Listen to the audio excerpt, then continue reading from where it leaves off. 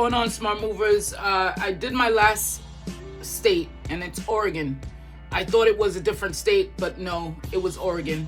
But while I was doing it, I was coming across so much about the homeless population and how they really like taking over some of those cities there. And they're seeing homeless populations all over the country, but in some states you see it way more than others, like San Francisco, LA, Portland, Kensington, Philadelphia. You see a lot of, they're kind of specific to an area. And then while doing the episode, I came across, that they were being bussed out as a part of a program. It's a controversial program. However, they're bussing all the homeless people out, giving them a one-way ticket to a destination near you. And so I was like, well, I know that California takes a percentage, 1%, in fact, of earners over $1 million, 1% extra tax on that for mental health programs and things like that. So I wonder, okay, what do they have? What do these states have to handle the homelessness problem? Because what's happening, I feel, is that they're moving into the area of small businesses, right? Where it's now the small business owners' issue and concern, and where they have to deal with it. It's no longer becomes the state, the city's problem. It's your problem. They're in front of your store. There's a tent city walking along the sidewalks to your residence. It's your problem. So business owners, small business owners, Main Street owners, they're trying to, not harm these folks. I mean, they're human beings too, obviously, but they have a reputation, they have a business to take care of, and they're 9 to 5 or whatever, and they have to move these folks. So some people got creative. They're playing music over a loudspeaker, waking them up so they move. And most of the homeless population, they're not deterred. I mean, they sleep in traffic. They sleep in Dallas. They sleep under the bridge. The highway bridges. When you're on the highway, you're like, how did they get there? They're under the bridge, tent city. So what really are these states doing to assist and to help with this homelessness problem? A big part of it, and you could say, yes, Strez, a huge part of it is inflation, it's wages, it's all of that. That means then if you bring that argument that everyone should be homeless, right? It is tough out there. I'm not going to lie. I lost my job. And just making it on a day-by-day basis, I'm trying to use my wit, my knowledge, my experience, my skills, my genius to create, just continue creating so I don't ever fall into that line. I feel like if you're able-bodied, if you still have your mind and wits about you, then you should be able to do something. But are the states giving you a pathway to do that? Are the states really concerned about helping the homeless population and getting them back into society, to institute, elevate, eliminate, whatever the case may be? But this is ongoing, and this is a serious problem. So I bucked up in an article. It's called Bust Out, and The Guardian actually did a report on this because I was actually curious about, well, where are they going? If you bust them out, what does that do to the other city, to the other state that you're sending them to? You're just kind of letting it be somebody else's problem, aren't you? So Oregon has this, California has this bust out program.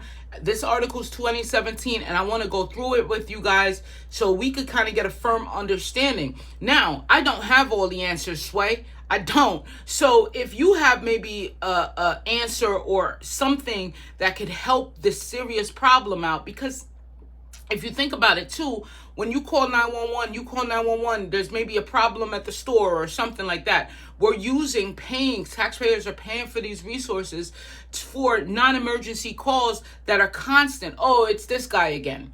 When I worked in Amtrak in DC's Washington station, the big station there was a household of them there. They actually called them the residents of that station. When Amtrak purchased the building, it became now a private station and not so much a public station. But the hours of 9 to 5 or whenever the first train leaves, it's a public arena, right? It's a public property. You could go in there recording people and put it on your audit channels. And if they go crazy and say, I'm going to call the cops, and you're right, you're well within your rights. But after a certain time, there's a business hour and it becomes a private, if you only have a ticket, station.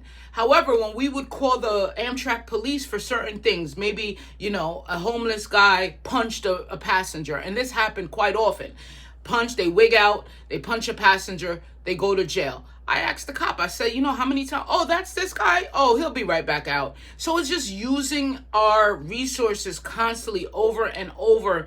And when there's a real emergency and they're tied up with maybe a homeless person yelling at a passenger, the passenger gets all scared, calls the cop. Now there's a real emergency. How is that handled? Okay, I was involved in a real emergency. I told the gentleman he can't take the train. The train was leaving. He's trying to still take the train. He ran. He tried to come at me, and I'm not gonna hit a passenger. What are we gonna do?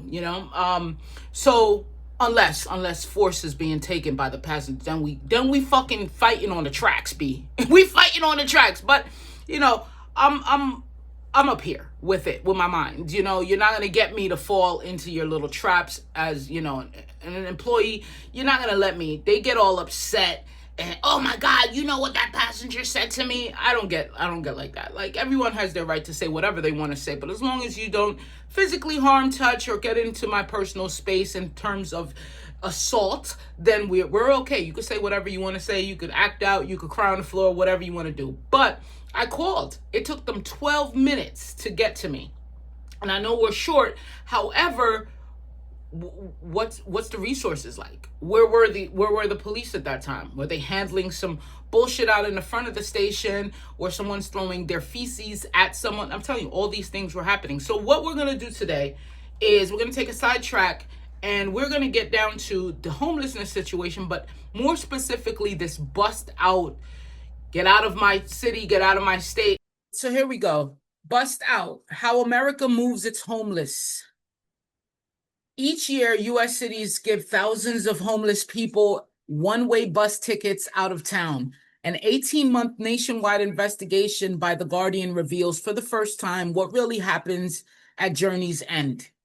All right, so Quinn Raber arrived in San Francisco. This is a 2017 article, guys. So we're gonna get some new numbers, but this was the comprehensive analysis that took place of saying, where are they going? Okay, Quinn Raber arrived at the San Francisco bus station lugging a canvas bag containing all of his belongings: jeans, socks, underwear, pajamas. It was 1 p.m. on a typically overcast day in August. An unassuming 27-year-old Raber seemed worn down. His skin was sun-reddened, he was unshaven, and a hat was pulled over his ruffled blonde hair. After showing the driver a one-way ticket purchased for him by the city of San Francisco, he climbed the steps of the Greyhound bus. He traveled 2,275 miles over 3 days to reach his destination, Indianapolis. Cities have been offering homeless people free bus tickets to relocate elsewhere for at least 3 decades.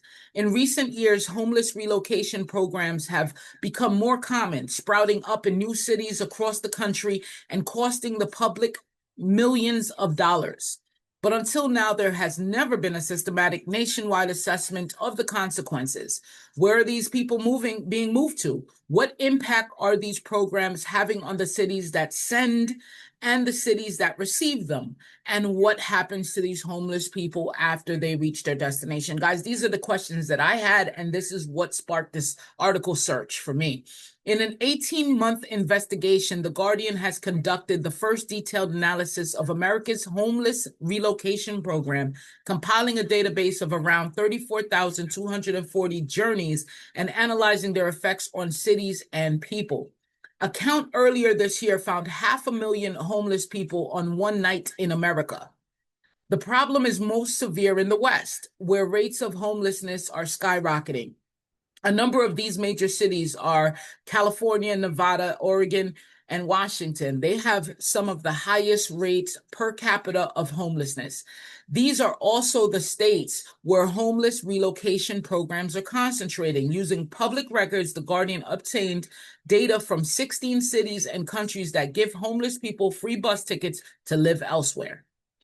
The data from these cities has been compiled to build the first comprehensive picture of the homeless relocation programs. Over the past 6 years, so from 20, what is it, 17, so 11, over the past 6 years, the period for which our data is most complete, we were able to track where more than 20,000 homeless people have been sent to and from within the mainland US. Now, let me just go over here and show you the homeless population right now. So this is like the most updated right here, where 2022 numbers. So if we go down, you could see the big states here, Washington. California has the most, 171,000. Well, really almost 172,000. Oregon, 18,000, 25,000. Arizona, Texas, they're all coming in. Georgia, Pennsylvania, and a good portion of them I know are probably in Kensington, Massachusetts, New York, Florida, Georgia. Okay, so here are the numbers. And I'll leave these links. This is 2022 right here from the US Census Bureau, as well as the U.S. Department of Housing and Urban Development. So you can check this out. I'll leave the link in the description. All right, so let's go back to the article here and learn a little bit more. All right, so the data from these cities have been compiled to build the most comprehensive picture. So we're going to go down here. So, of course, 2011, this is when it kind of started. They started doing their analysis. So we're going to keep in mind that this is an older analysis, an older study. So what we're going to find is even more numbers. I mean, they didn't even get to 2020 when that explosion happened. San Francisco, Oregon, Portland, Washington, LA, like it was crazy. It was everywhere you went. 10 city spots parked up. It became a huge problem. Again, for people, residents, business, taxpayers, a huge problem. All right, so Raber had been feeling sick, tired, and depressed in San Francisco. And after 3 years living in the streets, he decided to take his chances in Indianapolis, where he grew up. An old friend had offered him a living room to sleep in and told him there was a possibility of a job as a dishwasher at a nearby fine dining fish restaurant. I'm just going to work and go back to work. I'm just going to go back to work, Raber said, and save money and just live. The Guardian has determined the outcome of several dozen journeys based on interviews with homeless people who were relocated and friends and relatives who received them at their destination, and the shelter managers, police officers, and outreach workers who supplied them with their one-way tickets.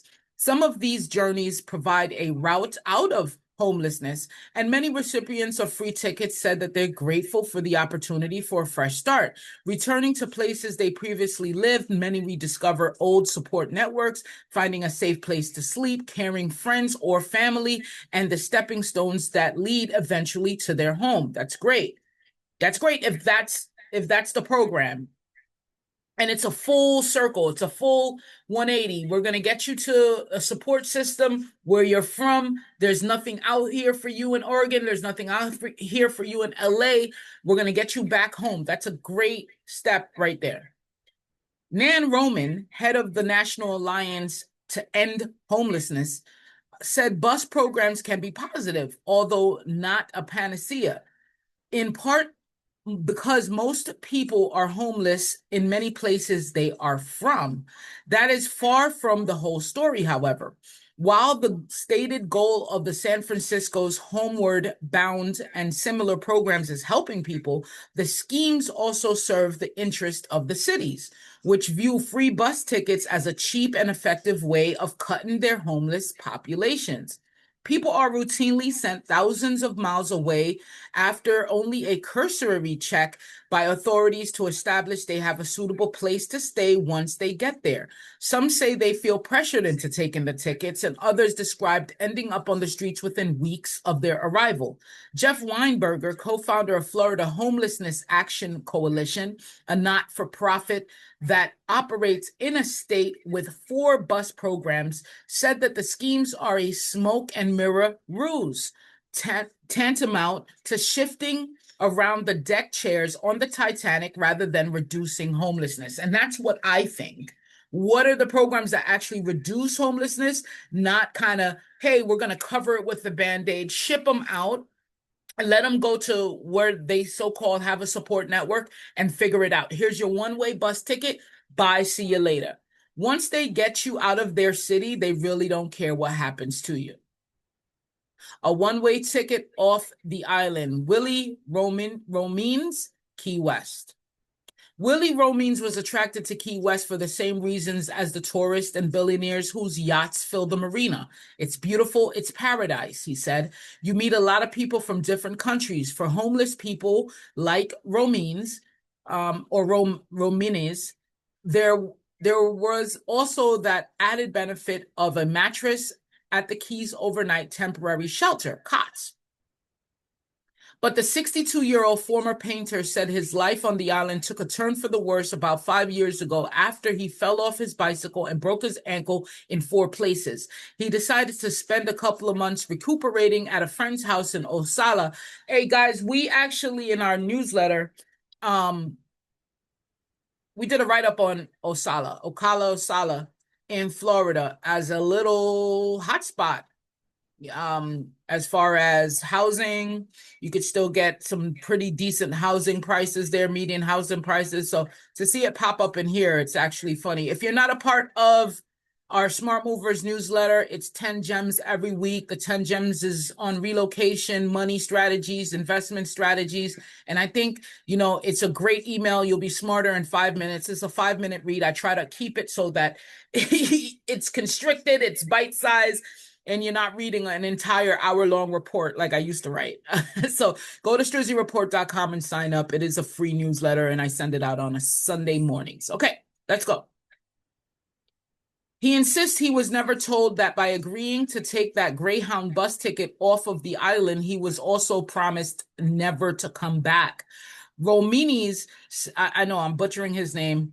Romines said when he took his ticket, he was told he could return to the shelter after 6 months. But when he came back to Key West, still limping from his badly injured leg, he said that he was informed by shelter employees that the ban was for life. He would have to sleep on the streets. I would never have taken the ticket if I had known this would happen, he said. They stabbed me in the back is what they did. And I don't think I have the sound here. It's like, close the door. I don't think I have the sound attached. Let me see. I'm going to get it. I'm going to get that sound though. Let's stop.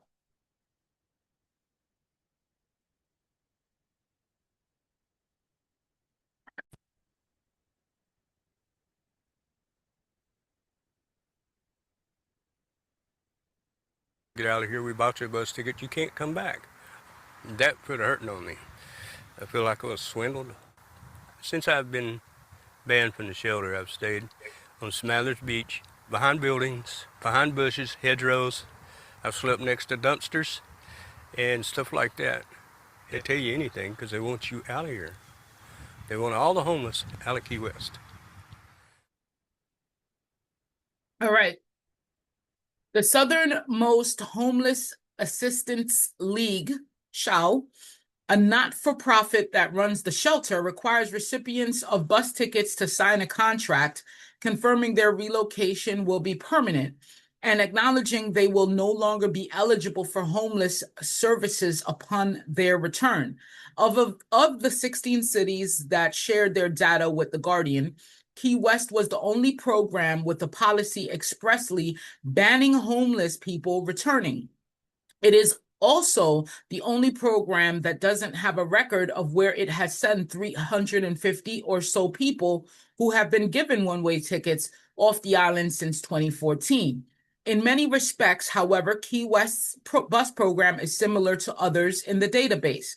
Homeless people hear about bus schemes through the word of mouth or are offered a free ticket by a caseworker. To qualify, they must provide a contact of a friend or relative who will receive them at their chosen destination.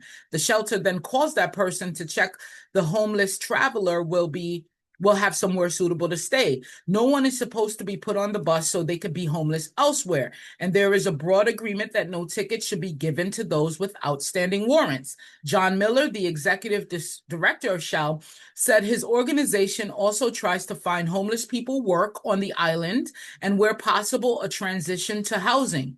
But he insists the bus relocation program is a valuable service and said he often receives letters of gratitude. Most of the people who stay at the shelter are locals, he said, but there are others who come up to Key West and discover it is not a tropical paradise they expected. Between the heat and the bugs and the lack of services and the low wages and the high rents, it's just not a good place to be homeless. It might be one of the worst places in the country to be homeless.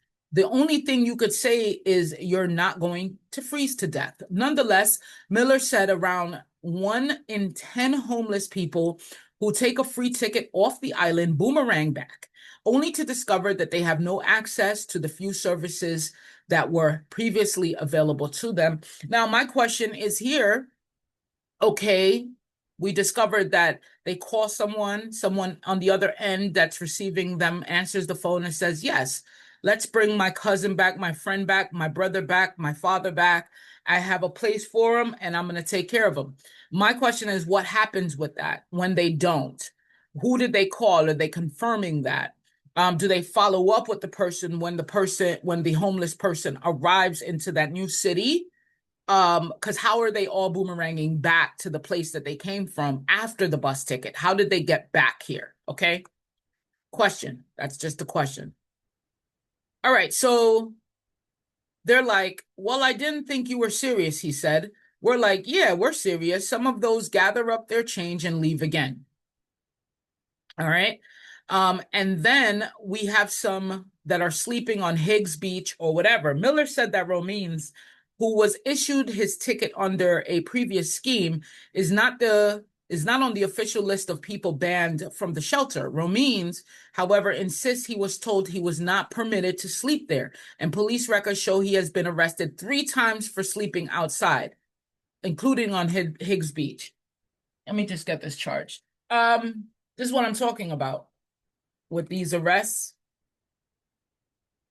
Let me go back in here.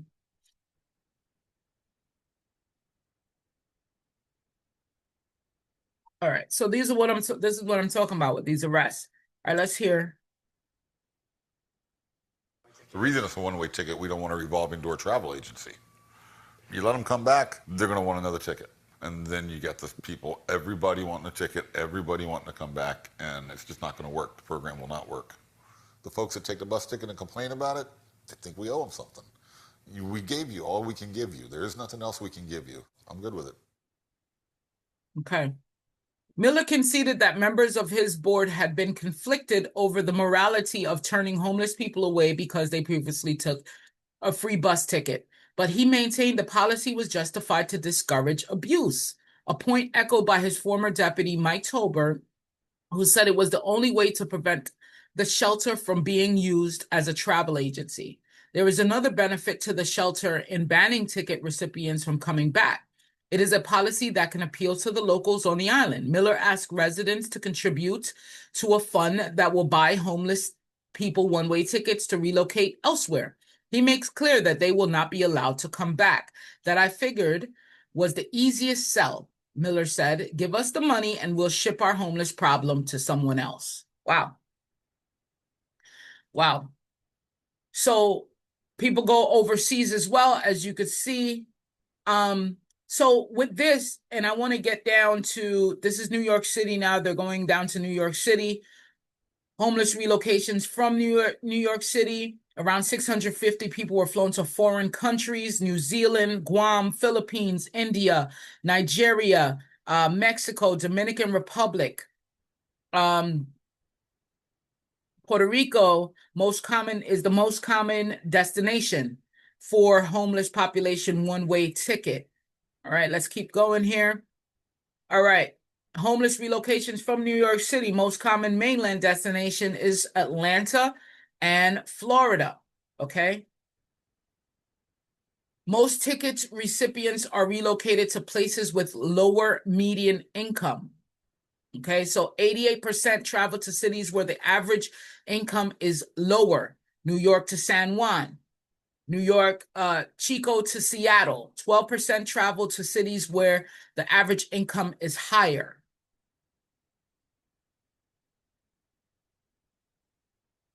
A lifeline or a broken system.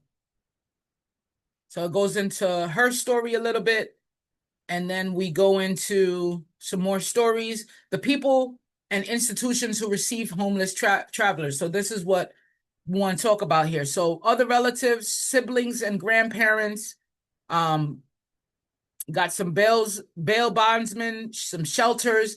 You know, the shelters is not taking up a good portion. Institution like churches. So we have really parents and children, siblings and grandparents, other relatives. This is Quinn Raber then, right here, who started the story. So he went to Indianapolis, so we'll round his story up. It says Raber wanted his relocation to Indianapolis to be an escape. Within a week of arriving, it was clear it might not last as one for very long. Starting over is really tough, he said by phone in August. He found work at a burger restaurant, but the friend he was living with decided to enter an addiction recovery program, leaving Raber with nowhere to stay. He was overtaken by a sense of claustrophobia. I feel like being outside, I can breathe better, he said. It kind of makes me feel like coming back to California. Wow. San Francisco has one of the largest homeless populations in America, and it is an expensive problem to have. Once the cost of policing and medical services is taken into account, each chronically homeless person is estimated to cost the city, right here, $80,000 annually. Bus tickets only cost a few $100s. The city does not deny there is a financial incentive behind its program, which was launched in 2005 when officials considered, for example, of nearby Sacramento, which was reducing its homeless population by giving people tickets to leave. Commander David Lazar, who at the same time was a lieutenant representing the San Francisco Police Department on homeless issues, said there were humanitarian reasons he and others wanted to introduce the program to the city. But he added that given free bus tickets was considered a win-win because each homeless person was one less call for services. Hey, this is what I spoke about. This is what I spoke about a little bit. How many more people would have been in San Francisco had we not had this program? Asked Lazar. The data set, which reveals the number of homeless people given tickets in and out of the city, can help answer that question. So, all in all here, it's a program that's less costly than the homeless people actually using the services in the city and state that they are in. 80,000, and I'm sure that number has increased. This is a 2017 study. It's now 2025. I know that number is increased dramatically, especially after 2020, and same with the number of the homeless population that's concentrated in these cities. Now, if they have this program and it's somewhat working, they're finding that the homeless population is finding their way back into it. So is it really working in terms of the goal that it prepares? Lessen the population, the homeless population in the city, send them to someone that they have a support network with. And that, to me, I think is great if it actually works. Who are you sending these people with? Is it confirmed because they're coming back? So let me, all right, that's the end of the report right there. I'm going to link this report, but the question really is, how do we tackle this? How do we tackle this? There's thousands of, I feel like, the farmlands in Missouri, in South Dakota, in, the ranches in Montana, Wyoming, the farms, agricultural, they're complaining right now. The migrant workers are not available to them. They can't have any work. Is there some kind of program to get these guys working in those type of fields where it's helping America, right? Because we need the farm, we need agriculture, we need that business to continue, but also has a clear pathway to it. Because of course you don't want to send someone who's mentally unstable and could wig out, go off of their rockers. What can we do that kind of is a win-win for the economy, for the person, for the workforce, and to get them back up. There's some people I think that are gone too far, whether it's drugs, addiction, all of that, and you just really can't help them out. So they stay in and out of mental institutions. They, in fact, probably like to be homeless. They rather not get well. They rather, find drugs instead of finding help, So there's some people, then there's a good population of them that will remain in this cycle. And how do you deal with that? How do you deal with the mental health portion of the homeless population, that it's not about getting a job for them and getting out of this and saving money? They're already too far gone. So I would love to hear your solutions. I would love to hear what you think about this. Again, because I'm doing my last state, Oregon, and Oregon seems to have a huge number, and it's coming across all the reports that I'm doing. I didn't put it out yet, but I was like, let me sidetrack and learn more about the homelessness problem and then put that video out, because of course we know what's going on in California. We know what's going on in Washington, DC, Philadelphia, New York. I didn't know that many in Florida. I seen it for myself in Dallas and in Texas, but this is more striking, as I didn't know there was a program like this. And then look at the bottom here. Look at the bottom. Supported by Bill and Melinda Gates Foundation. Okay. I mean, this dude, let's see. And I'm not saying, because I'm a pure capitalist. So let's say, what is the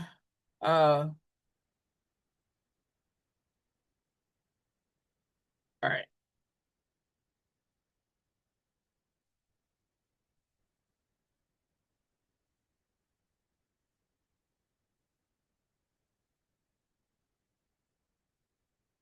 All right, let's see. The Bill and Melinda Gates Foundation has significantly addressed homelessness, particularly family homelessness, through initiatives like Sound Families Initiative and Family Homelessness System Initiative. These programs focus on increasing transitional housing and providing support services. The initiative, starting 2009, focused on reforming the homeless housing and services delivery in the same 3 counties. Launched in 2000, the 40 million commitment, this initiative aimed to triple the amount of transitional housing available in King Pierce, Shanamish counties, and Puget areas, pairing services. Long-term impact, lasting change by addressing the root cause of homelessness and building sustainable, for example, family homelessness systems initiative. I still don't know what the fuck they do. I'm reading it, but I don't know. Investing in children and families. I mean, they're doing something, but when I see Bill and Melinda Gates Foundation on the top of anything, it's like, bro, you could build a whole ass facility out somewhere in the desert and do some transitional things, pay good money for employees, for psychiatrists, pay this and this and that, and work with some apprenticeship programs with the agriculture, with different kind of workforce and industries, get these people transitioned right up into a job, and then kind of see them on their way. You could do way more, right? I don't know. I don't have the answer, Sway, like I said, but I know that this is becoming a systemic problem in America, and I'd just like to start the conversation on it. All right, thank you guys so much for watching. It has been an awesome research for me, and to learn a little bit more about what's going on. You see them in the streets, you try to help out, you try to throw $1 in a cup. Is that really helping out? In Memphis, Tennessee, it's actually against the law to panhandle.